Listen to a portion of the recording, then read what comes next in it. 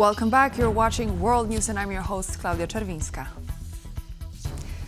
As the EU actively prepares a comprehensive European defense action plan, Spanish Prime Minister Pedro Sánchez is requesting an exemption from NATO's new 5% defense spending target. Louis Virenga, a lecturer at the Baltic Defense College, recently told TVP World that member states will most likely address the issue at the upcoming NATO summit in The Hague.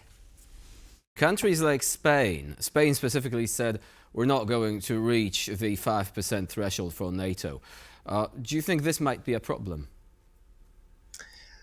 Well, yes and no. I mean, what we saw with the 2%, it took a while. Security environments changed. Many more countries in the alliance have spent well above the 2% and or have pledged to spend more. So I think that there will be a lot of diplomatic engagement to try to get them there as soon as possible. So I think that there might be some discussions about that next week in The Hague. Russia launched a massive drone strike on Ukraine's port city of Odesa overnight, killing 1 person and injuring 14 others. Many residential buildings were destroyed as well. According to Ukraine's State Emergency Service, the attack began at 1 a.m. local time, with Russian drones hitting 8 locations in the city. One of the targets led to the evacuation of over 600 people, while another left 3 firefighters injured. They are currently in hospital but are in stable condition. The attack also damaged infrastructure at Odesa's main train station. Russia has handed over the bodies of its own soldiers to Ukraine, falsely claiming they were the remains of Ukrainian troops. The incident occurred during a recent exchange of bodies between Russia and Ukraine, based on an agreement reached during the June 2nd talks in Istanbul. According to Ukraine's Interior Minister Ihor Klimenko, Ukrainian authorities have already identified the soldiers and officers whose bodies were returned. The bodies were dressed in Russian military uniforms and carried Russian passports and military IDs, clearly indicating the specific Russian battalions they served in. So far, Ukraine has received the remains of more than 6,000 of its fallen soldiers through phased exchanges, while according to Kremlin's chief negotiator Vladimir Medinsky, Russia has received only 78 bodies.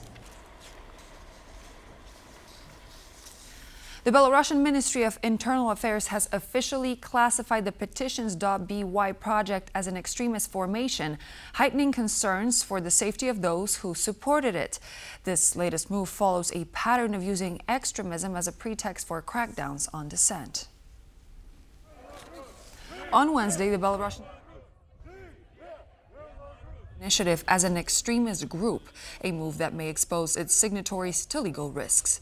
The Human Rights Center Vyazna warns that individuals involved could face prosecution under the country's controversial anti-extremism laws.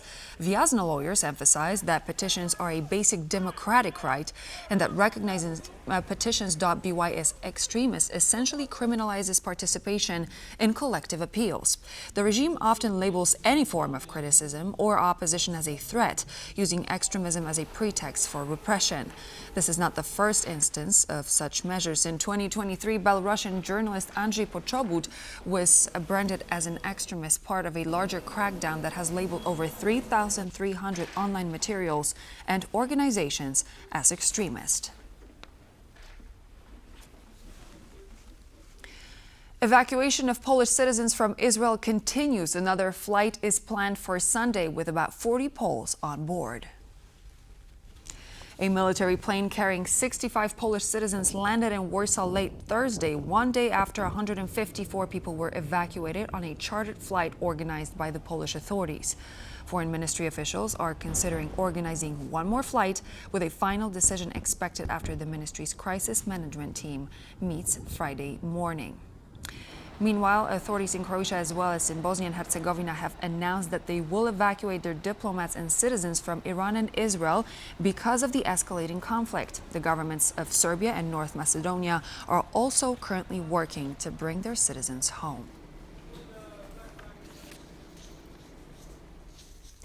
Iran could produce a nuclear bomb in the space of a couple of weeks, the White House said in a statement, as U.S. President Donald Trump debates whether to take military action against Iran. The U.S. President Donald Trump recently said, quote, "I will make my decision whether or not to go within the next 2 weeks." Let's be very clear. Iran has all that it needs to achieve a nuclear weapon. All they need is a decision from the supreme leader to do that. And it would take a couple of weeks to complete the production of that weapon, which would, of course, pose an existential threat, not just to Israel, but to the United States and to the entire world. And that is something that the entire world, including countries like Russia, is in agreement with, that Iran should not and cannot obtain a nuclear weapon. And that's why the president believes that, and he's believed that, again, not just his political career, but frankly, his entire life. Hungary's Vote 2025 on Ukraine's possible accession to the European Union ends at midnight on Friday. The poll was organized by the country's ruling Fidesz party of Prime Minister Viktor Orbán, who opposes Kyiv's proposed membership of the bloc. During the vote, Orbán's government highlighted what it said would be the negative consequences of Ukrainian accession for both the EU and Hungary itself. Hungarian authorities in mid-April sent out ballots to all households. Voting was also allowed online. The vote has no binding power whatsoever. This is according to former Hungarian Foreign Minister Péter Balázs, who recently joined TVP World to discuss Budapest's nationwide vote, its impact and validity. This referendum has no binding power whatsoever. This is listing or updating the supporters of the government party, and it is hardly controllable who is voting and who is not. You can fill out the questionnaire on internet, and nobody can control whether you have done it once, twice, or 10 times. Mr. Orbán is collecting the camp of his supporters. Another Spanish footballer, Juan Garcia, is going to join famous FC Barcelona. The club and the player confirmed the news this week. Spanish media report that Garcia is expected to become the team's main goalkeeper. Wojciech Szczęsny is being considered as his replacement, but he has not signed a new contract yet. Garcia's transfer will cost Barcelona 25 million euros plus bonuses. His contract runs until June 30th, 2031. According to Spanish sports media, Juan Garcia is now the second most expensive goalkeeper in Barcelona history.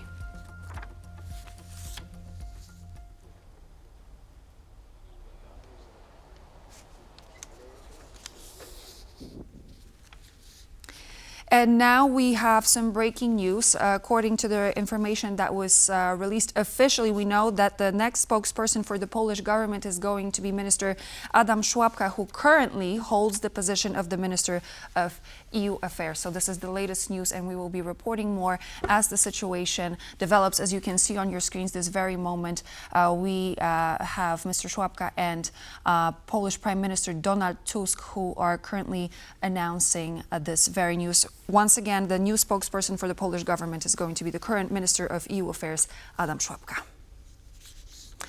And so let's move on to Hungary. Hungarian police have banned the 2025 Pride March under a new law pushed by Prime Minister Viktor Orbán's government, citing the protection of children. However, Budapest Liberal mayor has rejected the ban. Despite the legal standoff, tens of thousands are expected to attend the LGBTQ+ celebration on June 28th. What happens next is still an open question. The Hungarian police made its decision. The Budapest Pride Parade is banned. But the mayor of Budapest, Gergely Karacsony, says the city did not apply for any permits, therefore the ban has no validity. The Budapest police headquarters issued a ban on a non-existent assembly, and with that power, they could have banned a march of unicorns. The metropolitan municipality will host the Budapest Pride Freedom Celebration as a municipal event on June 28th, the Hungarian Day of Freedom. Full stop. The current standoff between Budapest's local and national government is the result of a law passed in March, which allows the police to ban public events organized by the LGBTQ community, citing protection of children. The move sparked protests in Hungary. and together with another law targeting foreign-funded NGOs, led the European Commission to meet on Wednesday to debate whether Budapest is breaching EU laws. We have been very clear where we stand on it and have underlined our willingness to act as a Commission to protect EU law and to protect fundamental freedoms and protect the fundamental rights of European citizens, including Hungarian citizens. There is no such thing in Hungary as a pride ban. Today's hearing will allow me the opportunity to explain to my colleagues the constitutional and the legal framework.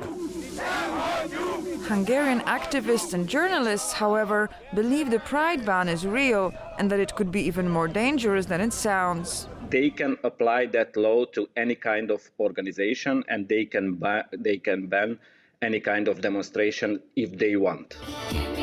Will the Hungarian queer community get to celebrate Pride Month this year? The mayor of Budapest is willing to fight for the right to exercise the freedom of assembly, regardless of policies set by the government led by Viktor Orbán. In this city, there are no first or second-class citizens. In this city, we know that we can only be free together. So in this city, neither freedom nor love can be banned, and the Budapest Pride cannot be banned either. For TVP World, Natalia Komarov. And so this concludes our latest news service. Thank you so much for joining. I'm Klaudia Czerwińska, and we will see you here on TVP World very soon.